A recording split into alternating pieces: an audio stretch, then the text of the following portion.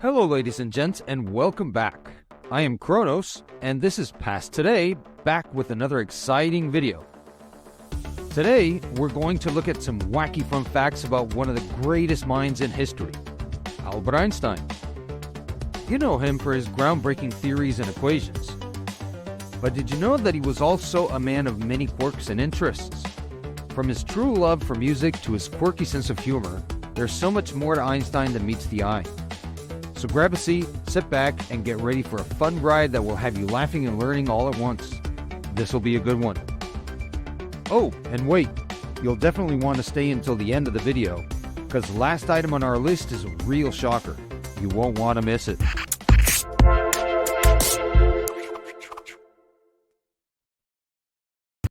Number 1. He was rejected by his niece and married his cousin. It seems that even the great Albert Einstein wasn't immune to the struggles of love. The Hebrew University of Jerusalem, where Einstein was a founding member, published the physicist's private letters. It appears that his first marriage to Mileva Maric in 1903 wasn't exactly sunshine and rainbows, despite having 2 children together. It's said that after 16 long years, Einstein couldn't handle it anymore and wanted to win that Nobel Prize just to give Mileva the cash and move on. They eventually got divorced in 1919, and shortly thereafter he married his cousin, Elsa Lowenthal. No little ones for these lovebirds, but word on the street suggests that Einstein may have only married Elsa after being turned down by his own niece. What's the matter with you? Number 2. He refused to drive, and his chauffeur replaced him at a conference. Einstein didn't want to learn how to drive or get behind the wheel of a car. He didn't even have a car. The brilliant world-renowned physicist was happy with letting his trusty driver do the driving, taking him to conferences in the 1920s. One day, as they were on their way to the Prussian Academy of Sciences in Berlin, it is said that Einstein confessed to his chauffeur that he was tired of repeating the same information over and over again. And that's when the driver offered to fill in for Einstein and give the speech himself, since he knew everything by heart after listening to Einstein talk so much. Now, it's important to note that this was a time before Einstein was not a household name, and photos and media were not as readily available as they are today. So, they swapped clothes and Einstein's driver took center stage to give the lecture. And wow, did they pull off a stunt. According to writings on the matter, there's quite a juicy anecdote from that night. One of the professors attending the conference asked a question that the chauffeur didn't know how to answer, but as quick-witted as he was with the steering wheel in his hands, he answered without hesitation. The question you're asking is so simple that I'll let my chauffeur, who's up there at the back of the room, answer it for me. Number 3. He almost built the atomic bomb. On August 2nd, 1939, Einstein sent a letter to President Franklin Roosevelt, warning about the intentions of the Germans to create an atomic bomb, and in the same letter offered to build one for the U.S. Few months later, as the shadow of war descended upon Europe, with the German invasion of Poland, Roosevelt responded to Einstein. After carefully analyzing the situation, the decision was made to proceed with the construction of the bomb.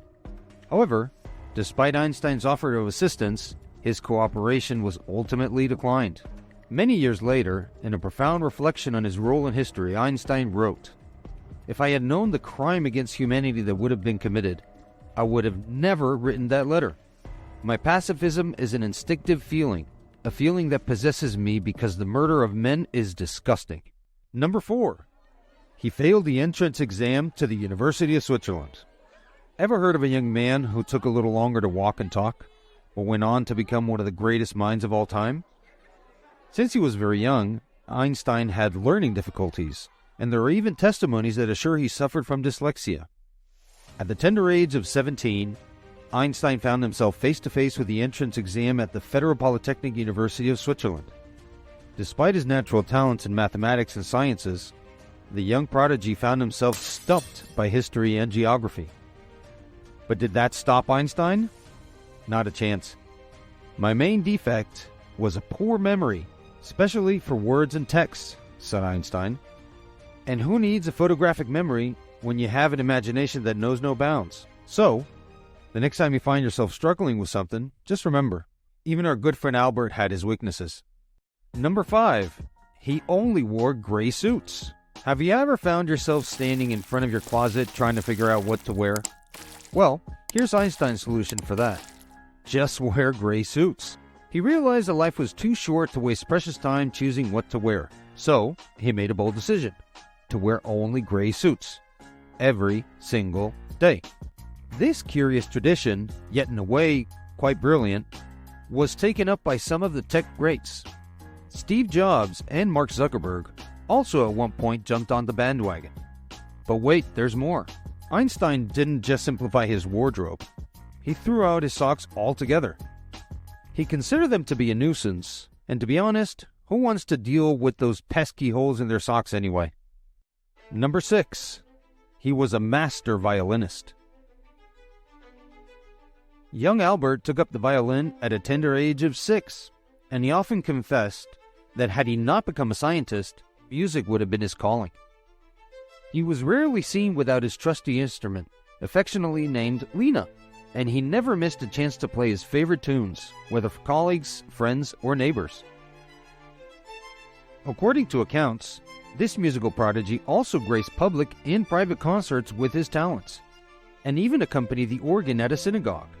Can you imagine Albert Einstein, the renowned physicist, serenading audiences with his musical skills on the violin? It truly showcases the multi-talented aspects of this extraordinary individual. And now, as promised, the last item on our list. Number 7. Albert Einstein's brain was stolen. On April 18, 1955, the day of his death, his brain was separated from the rest of his body. The mastermind behind the sinister plan? None other than Thomas Harvey, the pathologist tasked with performing Einstein's autopsy. Apparently, he thought he could uncover the secret behind Einstein's genius. So, he stole his brain, of course, and didn't return it for, listen to this, 43 years.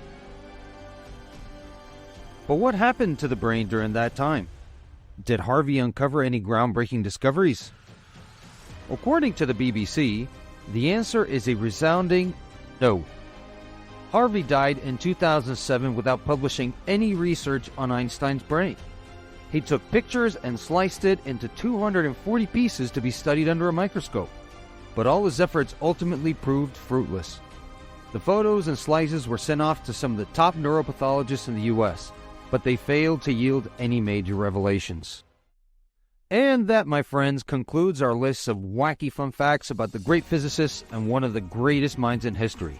The mystery of Einstein's brain lives on, and while we may never know what truly made him a genius that he was, one thing's for sure, his legacy will continue to inspire us for generations. So, what did you think about this bizarre chapter in Einstein's life? Let us know in the comments below. And if you enjoyed this video, don't forget to like and subscribe to our channel. We have a whole lot more where this came from, and we can't wait to take you on more wild and wacky historical adventures. So, hit that notification bell and we'll see you next time. This is Kronos, signing off.